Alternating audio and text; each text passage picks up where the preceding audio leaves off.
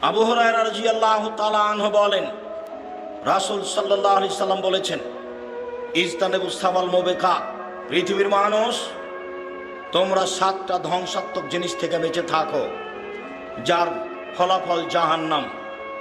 1, আশিরকু বিল্লাহ, আল্লাহর সাথে শিরক করা। দেখেন সিরিয়ালে 1 নম্বরে আছে। 2, অসেহরু, জাদু করা।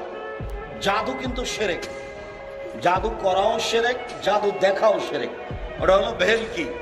3, কাতলুন নাফস, মানুষকে হত্যা করা। 4, আকলুর রিবা, সুদ খাওয়া। একজন এসে বলছে এলাকায় খুব সুদের প্রভাব আছে। থাকতে পারে, থাকেই তো সুদের প্রভাব। আল্লাহ রাসূল বলছেন, মায়াকুল দিরহাম রিবা ইয়ালাম আসাদু মিন সিত্তাতা সালাসিনা জিনিয়া, কেউ যদি জেনে শুনে 1 টাকা সুদ খায়, 36 বার জেনা করে যত পাপ হবে, 1 টাকা সুদ খেলে তার চেয়ে বেশি পাপ হবে।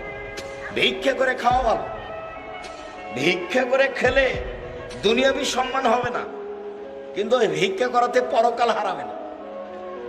আল্লাহ রাসূল বলছেন, রিবা সাবুনা জুজান, সুদের পাপের 70টি ভাগ রয়েছে।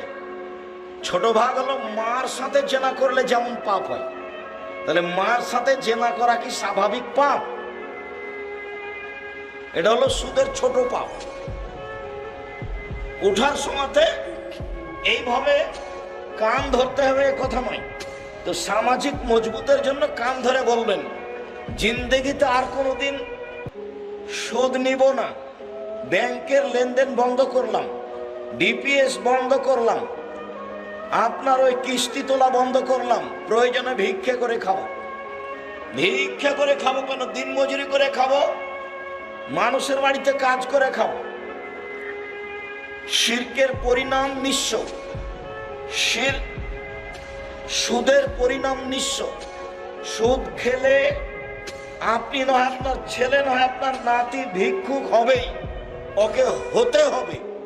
আল্লাহ বলছেন, ইয়ামহুকুল্লাহু রিবা ইউরবি সাদাকা, দান মানুষের টাকাকে বাড়ায় আর সুদ মানুষের টাকাকে কমায়। অতএব টাকা এক সময় কমবেই, কাউকে বলা লাগবে না, তার নাম সুদ। 4র্থ মহাপাপ হলো সুদ খাওয়া। 5ম মহাপাপ হলো ইয়াতিমের মাল খেয়ে নেওয়া। 6 নম্বর হচ্ছে যুদ্ধের মাঠ থেকে পালিয়ে যাওয়া। 7 নম্বর হচ্ছে ভালো নারীর উপরে অপবাদ লাগানো, যে খারাপ মহিলা। এই 7টার বিনিময় হলো জাহান্নাম।